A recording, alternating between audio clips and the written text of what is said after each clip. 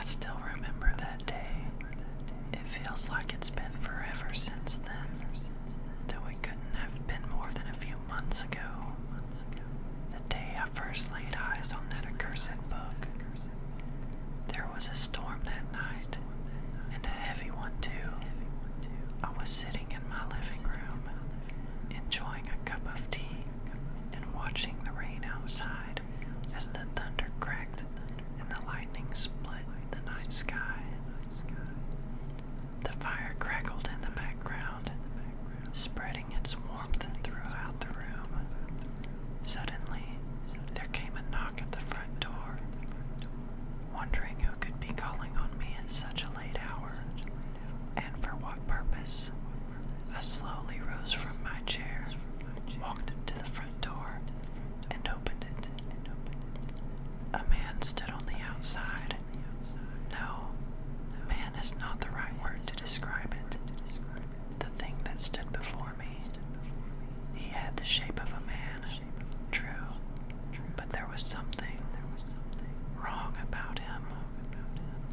Something unsettling. He was about 6 feet tall, yet seemed taller, dressed in a long black hooded robe that fell over the top of his face and cast a shadow that obscured the rest of his features. "Who are you?" I asked nervously. "What do you want from me?" From the folds of his robe, he produced a small black book, bound in black leather, with some kind of strange writing on the cover. "Take this and see the truth," he said, before turning and calmly walking away. I closed the door shakily behind him. I didn't know why, but the strange man unnerved me. Looking down at the book, I found myself with an inexplicable desire to read it, so I brought it to my study and placed it on the desk. Upon closer inspection, the book seemed extremely old and worn, as if it could come apart at any moment. The writing was clearly some kind of ancient language, but it was like nothing I had ever seen. I've spent my entire life studying this kind of thing, but the writing was completely new to me, almost as if it was from another world. The truly strange thing about this book was the way it made me feel. Just looking at it induced a nigh irresistible desire to read it. Yet at the same time, I wanted to run away, to put as much distance between myself and it as I could. It seemed unnatural, like there was something deeply violating about its presence, and yet also deeply intriguing. As an academic, I felt it was my duty to unravel the mysteries of this text, so I took a moment to steel myself before sitting down and opening the book.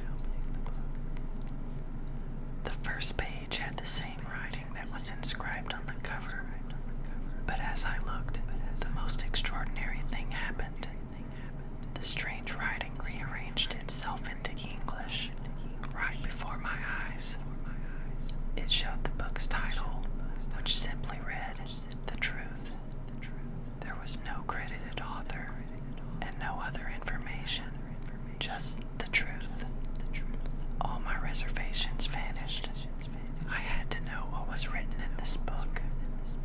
I turned the page, and to this day I still regret my decision. The moment I laid eyes on the second page, I knew something was wrong. I heard strange, incomprehensible whispers that seemed to emanate from the very pages of the book, and felt a chill run down my spine at the sound of the voices. I found myself unable to look away, unable to stop reading. For hours, I read against my will, the book describing such terrible things in such vivid detail as to make me physically sick. It spoke of ancient monsters, of horrors and beings beyond the most terrible nightmares of perversions of nature too gruesome and evil to speak of. With every word I read, the whispers grew louder, and by the end, they were a deafening cacophony of screams in a language I could not understand. Finally, I reached the last chapter, and the voices were suddenly silenced. I still could not stop reading, however. This final section proved to be the worst. It described to me, in excruciating detail, the fate of those who read the book, and the ancient demon that guards its pages. I do not wish to recount such horrors myself. It would only damage your sanity and hasten my own inevitable demise if it has not yet been sped close enough. Suffice to say that I am tormented every night by the worst nightmares the mortal mind can produce. I may be safe for now, but upon my death, the book's guardian will claim my soul as his property for all time. Of course, the book did provide one positive outcome. I know the truth now. I understand the very nature of existence, the laws that govern reality itself. With this newfound knowledge, I have discovered a way to save my soul. If, during my lifetime, someone else reads the book, then I will be free. My immortal soul will be allowed to pass on to the next world after my death, and the new reader will take my place as the guardian's property. You may be wondering why I'm posting this online, instead of just handing someone the book and hoping they read it. Simple, really. I already know it will work. I know that someone, somewhere, will read this and desire the truth for themselves. I know that person will seek me out, and that they will gladly accept the book.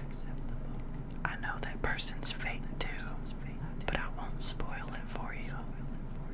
After all, you'll know for yourself soon enough. I'll be